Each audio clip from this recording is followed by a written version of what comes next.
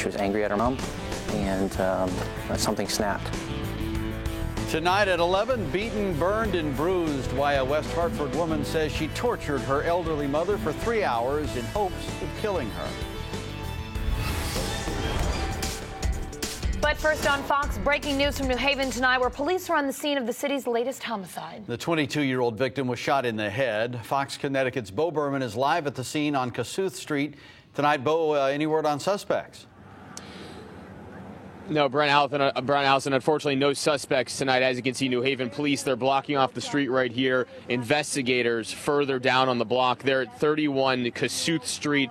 That's where police were dispatched just after 8:30 this evening after receiving a 911 call. It's where they found 22-year-old Kyle Edwards in the hallway of the first floor.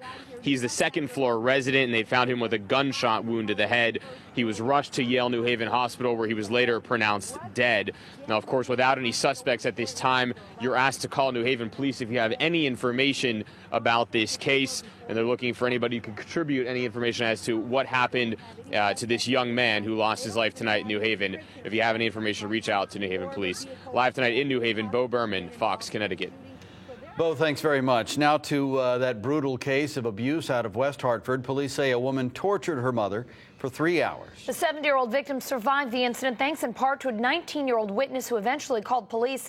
Police say the female assailant has confessed to everything, including why she did it, and a string of accounts should have raised red flags. Fox Connecticut's Louisa Moeller joins us now from the newsroom with the disturbing story. Lisa.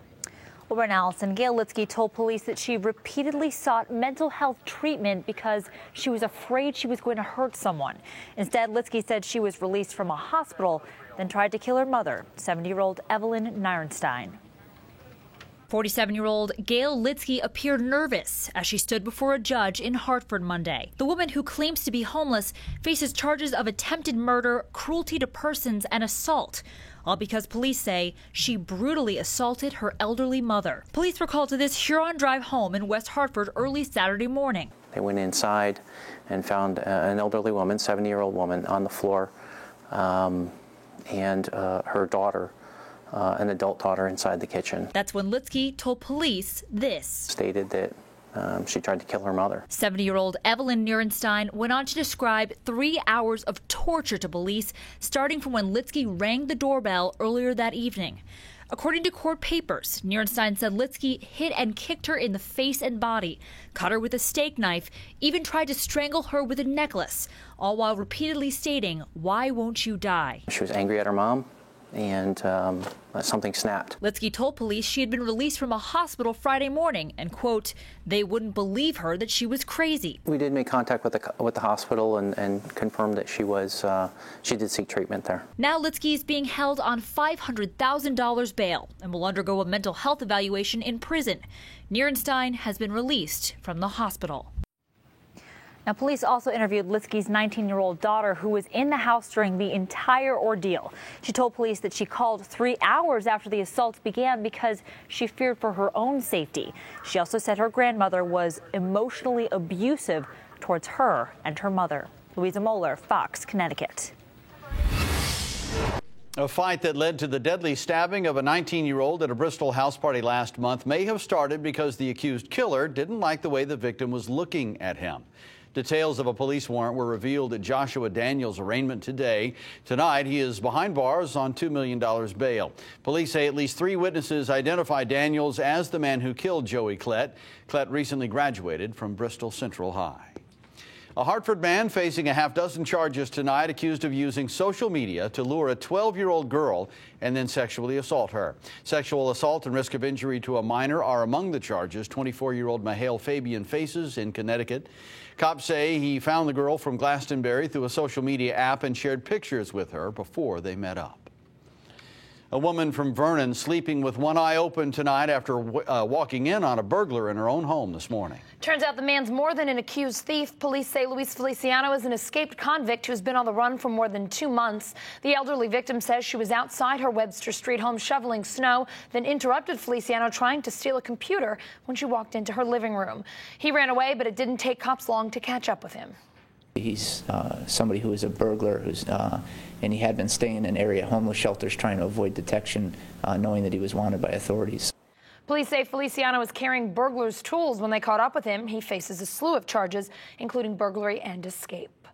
Caught on camera and posted on Facebook, that's what Bridgeport police credit with leading them to a robbery and assault suspect. Alonzo Sloan's accused of taking cash, a bottle of liquor, then punching a man in the head outside a market on Stratford Avenue last month. Witnesses captured the incident on their phones, and it didn't take long before it ended up on Facebook. Investigators used the video to track down Sloan.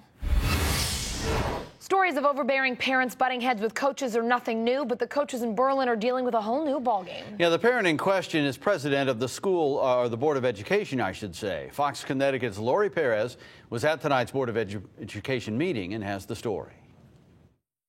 It's a problem that has now turned into a legal situation. The Board of Ed voting tonight to hire outside counsel to coordinate an investigation into the board president's alleged behavior.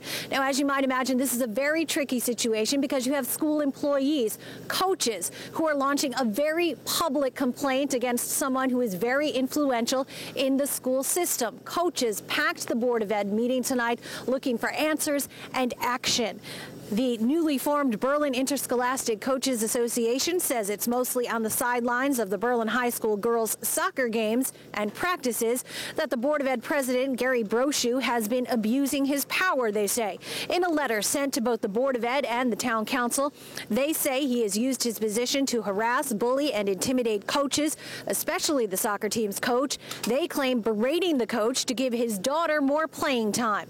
They allege it's been a problem for years, and now they want an investigation into it. Wrestling coach Jim Day is serving as a spokesman for the coaches group. No surprise, not many others are eager to speak publicly.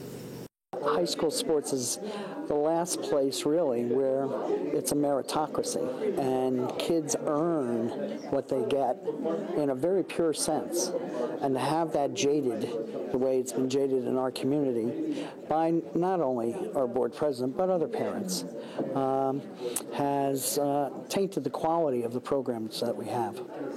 Again, tonight, the Board of Ed voted to hire an outside attorney to launch an investigation. No word on how long that might take. Now, the board president, Mr. Brochu, declined to comment on the complaints tonight. I'm Lori Perez in Berlin, Fox Connecticut News. Turns out hundreds of thousands of Connecticut gun owners are now convicted felons. It's estimated that only 15% of those who own newly banned assault weapons actually registered their weapons with the state at the first of the year.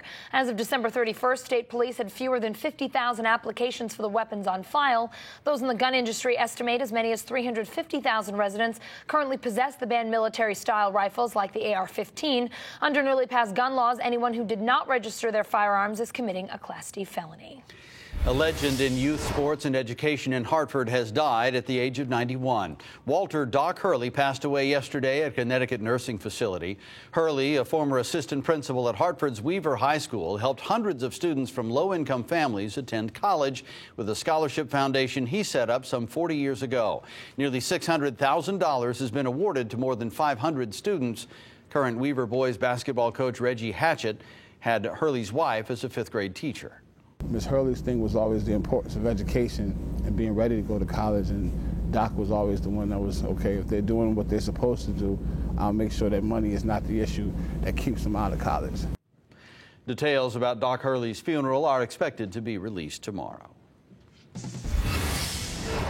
Next at 11, party foul. Connecticut's GOP pitted against the Boston South with thousands of delegates the governor's race and rock fans will have in common come May. And taking a page out of CVS's playbook, Senator Blumenthal wants other drugstores to quit cold turkey and ditch smokes too. Plus, can we get a break already as we brace for another round of snow? Towns are still having a tough time getting rid of the piles left behind from the last few storms. And tonight we are learning more about that next round of snow and perhaps even a wintry mix. We'll talk about a full forecast after the break.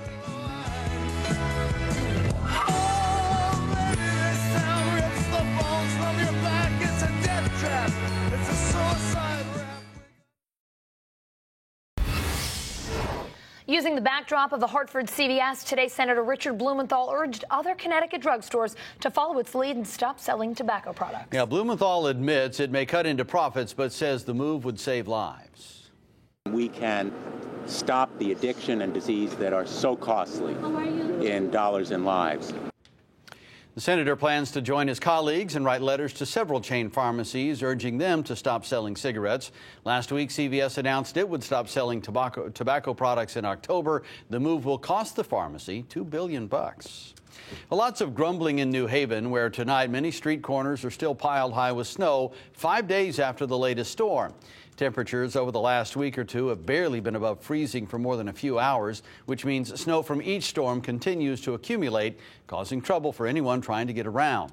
The city's Public Works Department says transporting piles of snow outside of town would take a big bite out of an already overused snow budget this year.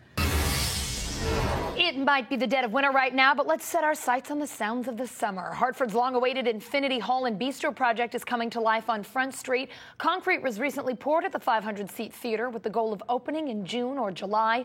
Infinity Hall, which already operates a 300-seat venue in Norfolk, expects about 250 concert dates a year at the new attraction, which is across from the convention center. And speaking of concerts, when the state's GOP decided last year to hold its convention at Mohegan Sun, they probably didn't think they'd be in the same building as the Boss, but it turns out Bruce Springsteen will be playing at the arena on May 17th and 18th, which overlaps with the Republican convention on the 16th and 17th. The hotel's already booking up with politicians and rock fans alike, and if all goes as planned, the delegates should be out the door by the time Springsteen starts up the E Street Band.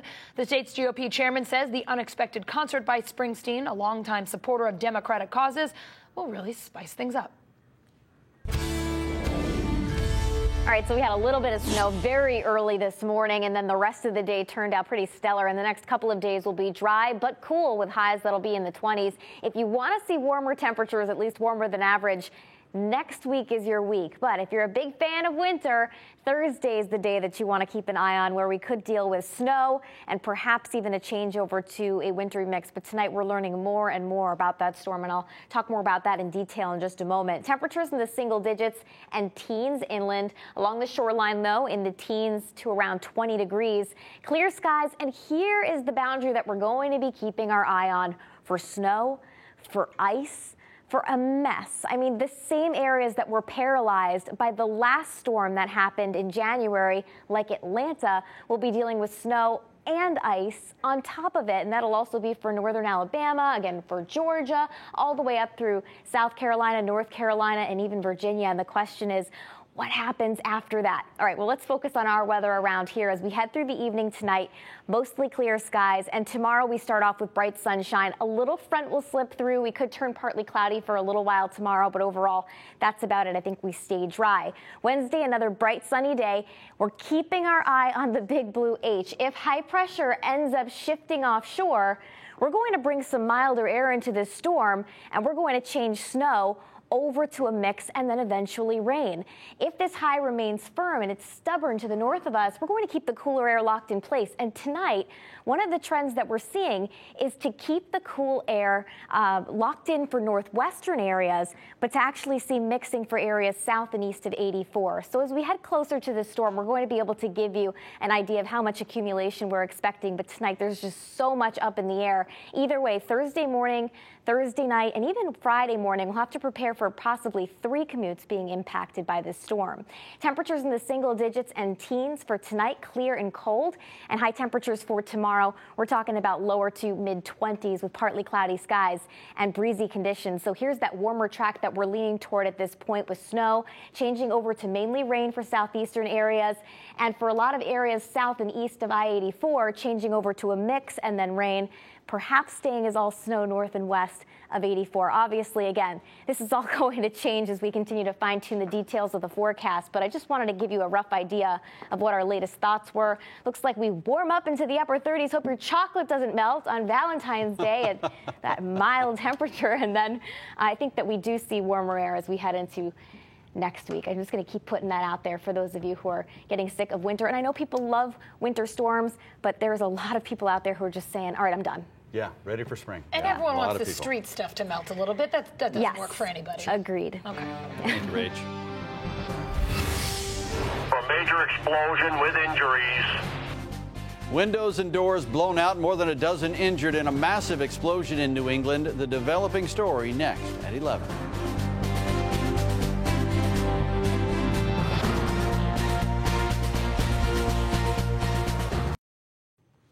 Gay rights leaders in Connecticut are applauding the Obama administration's latest move for same-sex couples. Over the weekend, the federal government announced it will recognize same-sex marriages even in the 34 states that don't allow it. This means things like spousal rights in bankruptcy, prison visits, refusing to testify against a spouse in court, and survivor benefits will be recognized the same way they are in traditional marriages.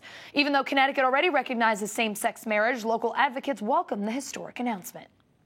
To see these walls of discrimination, to see that come down and to come down so rapidly, it's exciting. It's such an exciting time to be openly gay. The new policy will only apply where the U.S. government has jurisdiction, but Attorney General Eric Holder says this weekend's announcement is only the beginning.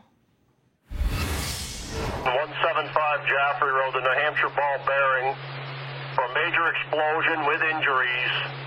At least 15 people are hurt after a massive explosion at a manufacturing plant in New Hampshire. None of their injuries appear to be life-threatening. It is still unclear what caused the explosion at the New Hampshire Ball Bearings Company in Peterborough. The blast was so big, windows and doors were blown out. At one point, more than 100 firefighters were on the scene.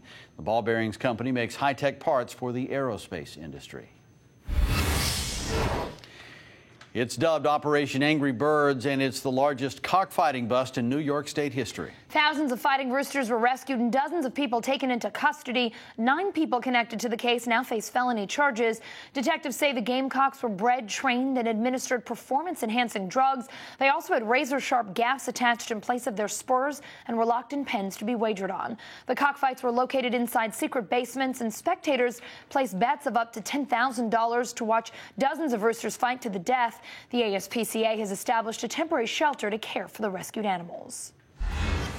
Gone in 60 seconds. Newly released surveillance video shows how U.S. Special Forces took just 1 minute to capture one of the most wanted terrorists.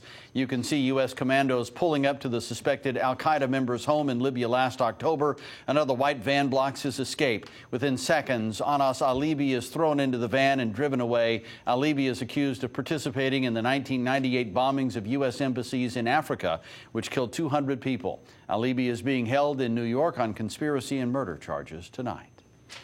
September of 2015, that is the soonest the defense team for Boston Marathon bombing suspect Dzhokhar Tsarnaev want to head to trial. A start date hasn't been set yet. Prosecutors expect the trial to last about 12 weeks, plus another 6 for sentencing. Tsarnaev has pleaded not guilty to 30 federal charges stemming from the April terror attack that left 3 dead and dozens of people hurt. Prosecutors are seeking the death penalty. At my age, we don't remember anything. Ahead at 11, proof you're only as old as you feel, how this Massachusetts man and an entire town in Massachusetts is celebrating a milestone. There's a party going on right here, a celebration to last throughout the years.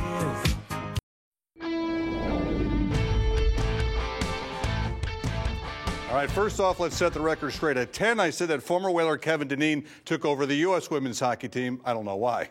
Bad job on my part. While Kevin is coaching the Canadian team, which I knew, Katie Stone is behind the bench for the U.S. And today, the red, white, and blue clobbered Switzerland 9-0. U.S. set an Olympic record by scoring 3 goals in 55 seconds. The final 2, 8 seconds apart. All but clinch a spot in the semifinals. NBA, Jared Sullinger and the Celtics taking on the Bucks in Milwaukee. First quarter, Jared Bayless drives and kicks it out to Gerald Wallace for the 3. Celtics up 24-21. Second quarter, close ball game for Milwaukee. Brandon Knight gets it to John Henson for the slam. Boston up by 1. However, the Celtics would blow this one open. Jeff Green for 3. He had 29 on the night as the Celtics win it going away 102-86 the final. Local college men's scoreboard. Quinnipiac defeats Marist 83-78. Fairfield falls at Siena 77-75. And for you mascot lovers, the New Orleans Pelicans mascot is getting a makeover. Pierre the Pelican suffered a broken beak when he or she ran into a basket stanchion during a game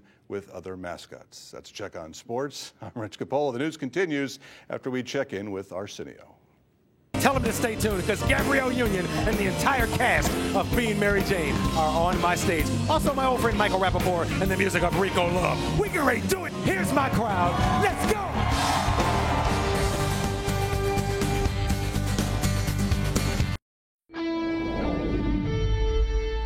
A McDonald's McDonald's restaurant Nita Mass threw a birthday bash for one of its employees today. At 100 years old, Morris Miller has become a popular fixture at the restaurant. Miller started working there a quarter century ago, bringing his infectious personality to work at the ripe young age of 75.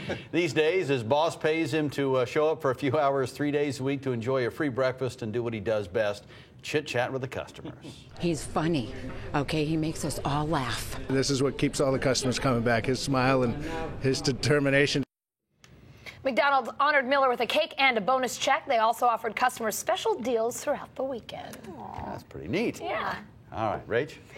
All right, guys, so tomorrow looking good, Wednesday looking good. As we head through the day, temperatures are going to end up topping out in the middle 20s for most locations, and we'll stay there for Wednesday as well. It's Thursday that we have to watch for the possibility for what could be a mess, starting off as snow, then changing over to a mix. But where does the rain-snow line end up panning out? Right now, we're pretty confident that we are going to get a mix in parts of the state. We just have to figure out where. 38 balmy for Valentine's Day, guys. You're in shell shock right now. All right. That sounds good. We'll take it. Thank you, Rach. And that's going to do it for us. Thanks for joining us. Arsenio Hall's next. Strap your legs around these velvet rims and strap your hands